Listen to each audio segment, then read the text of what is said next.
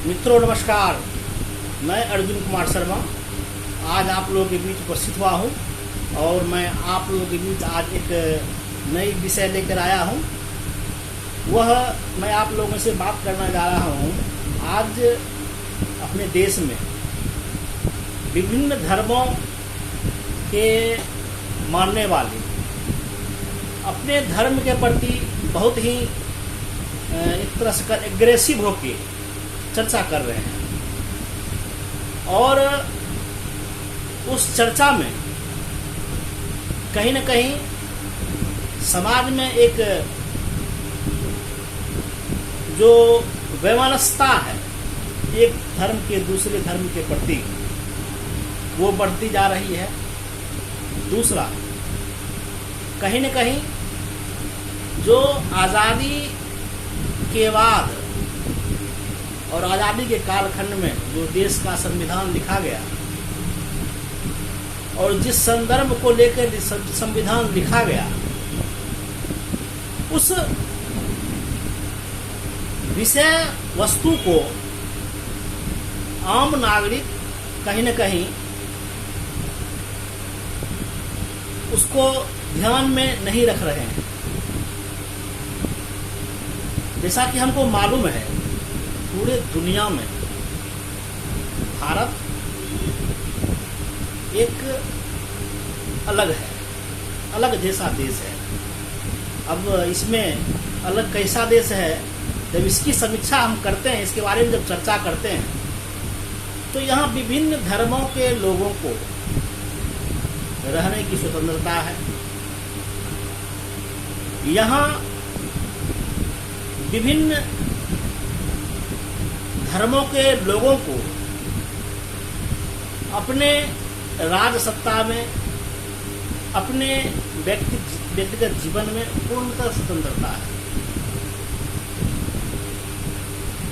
किसी भी धर्म को संविधान के तहत प्रतिबंधित नहीं किया जा सकता है और किसी भी धर्म को संविधान के तहत किसी और के धर्म के तुलना में अधिक प्रोत्साहन भी नहीं दिया जा सकता है। हम यह कह सकते हैं भारतवर्ष शायद इसीलिए सबसे भिन्न है और यहाँ के जो भी रहने वाले हैं वह वास्तव में पूरे दुनिया में उनकी प्रशंसा होती है। लेकिन अभी जो हमारे देश में जो एक माहौल बना है, एक दूसरे को कहीं न कहीं हम शक के निगाह से देख रहे हैं।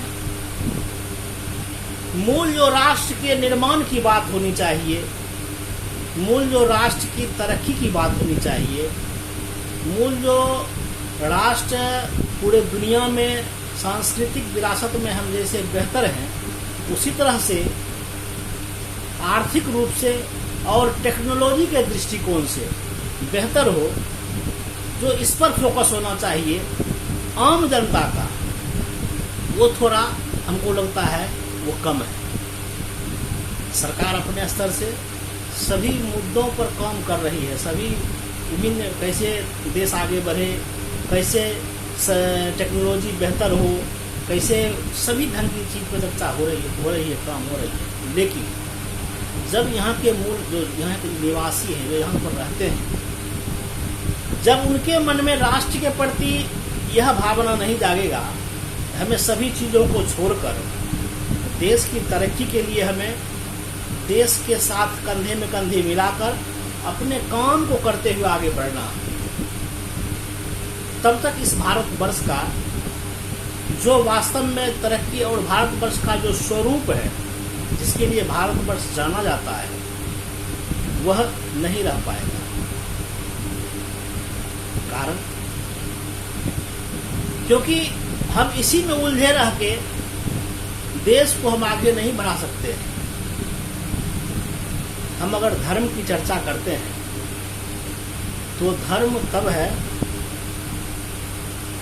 और राष्ट्र की जब चर्चा करते हैं तो राष्ट्र और धर्म तब है जब मानव है, और एक दूसरे के साथ हम तब तक रह रहे हैं जब तक एक दूसरे में हमारा विश्वास है। किसी कारणवश से अगर हमारा विश्वास एक दूसरा से वास्तव में टूट जाए, एक दूसरे से वास्तव में हम कट के रहने लगे, एक दूसरे के प्रति ईर्ष्या भाव और उग्र स्वभाव से जीने लगे, तो वह सबसे बड़ा जो असर करेगा वह मानव समाज पर असर करेगा। और उससे क्या होगा, हमारा मूल जो उद्देश्य है हम उससे भटक जाएं और आपस में ही हम लड़ने और मरने के लिए तैयार हो जाएंगे। और परिणाम क्या होगा, परिणाम होगा जो मानव का विकास के जगह पर मानव का विनाश होगा। और जब मानव का विनाश होगा तो राष्ट्र की तरक्की कैसे हो सकती है, क्योंकि राष्ट्र तो तभी है जब हम मानव हैं। नहीं तो पेड़ पौधे पक्षी के लिए राष्ट्र कोई मायने ही नहीं रखता है। उसके लिए तो पंछी पाकिस्तान में उड़ के चला जाए या इंडिया में चला जाए या चीन में चला जाए। आजकल हमारे देश में जो है सो बहुत देश साइबेरियन पक्षी आते हैं, उसको क्या मालूम है हम कितने देश को न हम गए, ना उसको वीजा चाहिए ना उसे परमिट चाहिए। सिर्फ मानव से ही यह देश दुनिया में राष्ट्र भी है, समाज भी है।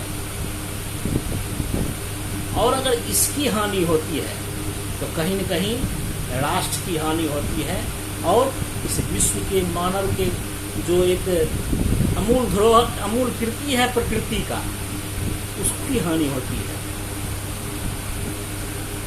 आज हम अगर अपने चेहरे को देखते हैं और किसी दूसरे चेहरे को देखते हैं, कोई अंतर नहीं।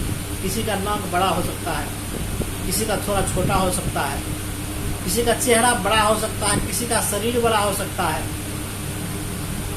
कोई अधिक बुद्धिजीवी हो सकते हैं, कोई थोड़ा कम पढ़े लिखे हो सकते हैं, कोई अधिक श्रम करने वाले हो सकते हैं, लेकिन हम हैं मानव।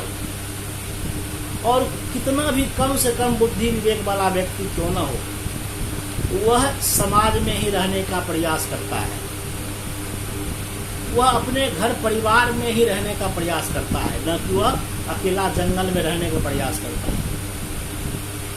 इसीलिए हमारे लिए, मानव के लिए समाज और राष्ट्र मानव के लिए ही जरूरी है। और यह हम सबको चिंतन करना पड़ेगा। आज जिस दौर से हम गुजर रहे हैं, आज जहां पर हम खड़े हैं, गलती किसी पक्ष की हो, लेकिन यह गलती नहीं होनी चाहिए।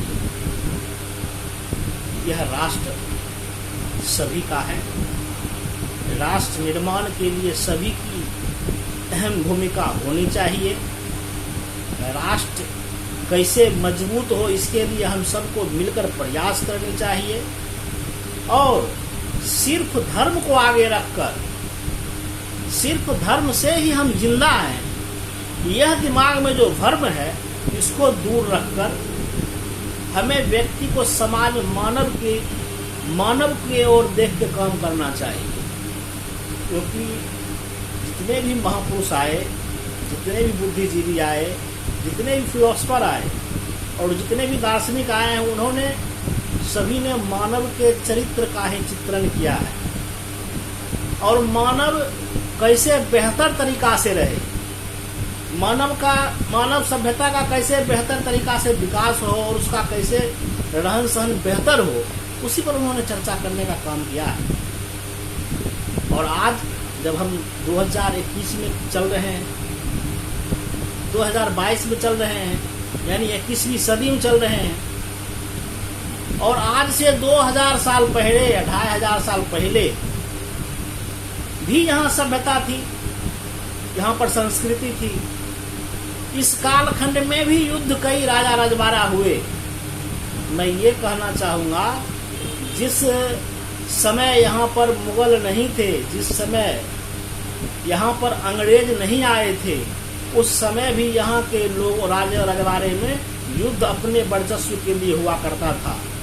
उस समय भी अपने महत्वाकांक्षा को पूरा करने के लिए राजाओं महाराजाओं में लड़ाई हुआ करते थे, और बलि का पकड़ा वह सैनिक बनता था, वह जनता बनती थी जो उसके अंदर रहती थी। आज समय यहाँ तक आ गया है, टेक्नोलॉजी का जमाना है। आज हम लोग बहुत उस समय के सभ्यता से बहुत विकसित सभ्यता में आ गए हैं, फिर भी हम अपनी जो सोच है उसको सिर्फ और सिर्फ धर्म के लिए जीना चाहते हैं। मैं ये नहीं कहता हूँ धर्म के लिए जीना नहीं चाहिए। धर्म का मतलब ही है मानव का विकास। धर्म बना ही इसीलिए है कि व्यक्ति का चरित्र का निर्माण हो, व्यक्ति के सही जीवन का सही लक्ष्य को समझे। अगर धर्म के लिए हम लड़ते हैं और धर्म के मर्म को नहीं जानते हैं, तो धर्म के लिए लड़ना हमारा हम समझते हैं यह सबसे बड़ी मूर्खता है। धर्म के लिए लड़ना तब जायज है जब उस धर्म के मर्म को हम जाने। हमको बताइए, इस काल जितने कालखंड में जब से इतिहास लिखा जा रहा है, इस कालखंड में जितने भी महापुरुष आए, किसने तलवार उठाया? जितने भी साधु संत आए, वो अपने वाणी से कितने को तलवार उठा कहे नहीं तुमको जो है सो ये मानव जो है सो मानवता का मानव नहीं रहना चाहिए। उन्होंने अगर कोई गलत किया है तो उसको सुधारने का काम किया है, न कि उसको काटने और मारने का काम किया है। इसीलिए मैं आज जो यह चर्चा करने जा रहा हूँ, इसका मूल उद्देश्य है जो हम लोग धर्म को माने, लेकिन धर्म किस लिए है यह भी जाने। धर्म हमारे लिए है, हमारे चरित्र के निर्माण के लिए है, न कि धर्म के आड़ में हमें लड़ने के लिए है। आज बहुत ऐसे लोग हैं जो किसी की एक दोहा नहीं, एक कहीं कुछ नहीं पढ़े लिखे होंगे, कोई ग्रंथ के बारे में, कोई दीन धर्म के बारे में, और उसके लिए मरने मारने को तैयार हैं। हम तो यह सोच के ताज्जुब कर रहे हैं कि आदमी आखिर जा कहाँ रहा है, आखिर क्या सोच है। क्या इसी तरह मेरा राष्ट्र एक उच्च क्षितिज पर पहुंच जाएगा? क्या आपस में एक दूसरे पर शक करके, एक दूसरे से लड़के, एक दूसरे को दबा के हम क्या आगे बढ़ जाएंगे? ऐसा नहीं संभव है। इसीलिए हम तमाम बुद्धिजीवी साथियों से यह आग्रह करूंगा कि मानवतावादी बनिए। मानव की सेवा ही सबसे बड़ी सेवा है, मानव धर्म ही सबसे बड़ा धर्म है। और मानव कहीं भी आपको कोई लगे वास्तव में वह व्यक्ति हमारे आस पड़ोस में कोई पिछड़ रहा है, कोई गिर रहा है, कोई मजबूर है, उसको सहायता और हेल्प करने का काम कीजिए, ताकि मानवता का जो ह्रास हो वो ह्रास न हो पाए, उसका उत्थान हो सके, और तभी जाकर मेरा राष्ट्र आगे बढ़ सकता है। आज देखिए जितने बुद्धिजीवी लोग हैं जो करोड़ों करोड़ रुपया समाज के उत्थान के लिए लगा रहे हैं, वो एक दिन भी टीवी डिबेट पर नहीं आ रहे हैं। आप लोग ये धर्म ये क्या है और वो क्या, वो अपने धुन में लगे हुए हैं। वो मानव अगर सेवा करने की बात कर रहे हैं तो वो अपना पैसा लगा के लोगों की सेवा में लगे हुए हैं, किसी से पूछने नहीं जा रहे हैं, ना ही किसी धर्म में जा रहे हैं किसी पूछने के लिए। उनके यहाँ जिस धर्म के जो लोग आ रहे हैं उनकी सेवा वो कर रहे हैं। और सही में सच्चे धर्म यही है। 2000 साल पहले, 2500 साल पहले, 5000 साल पहले, ठीक है हमारे धर्मशास्त्र में या किन्हीं के धर्मशास्त्र में बहुत कुछ लिखा गया है, लेकिन अभी के कालखंड में जो उचित हो उसको भी हमको देख के उसमें समायोजित करके आगे बढ़ना होगा, तभी जाके हमारा समाज, हमारा देश विकसित और बेहतर हो सकेगा।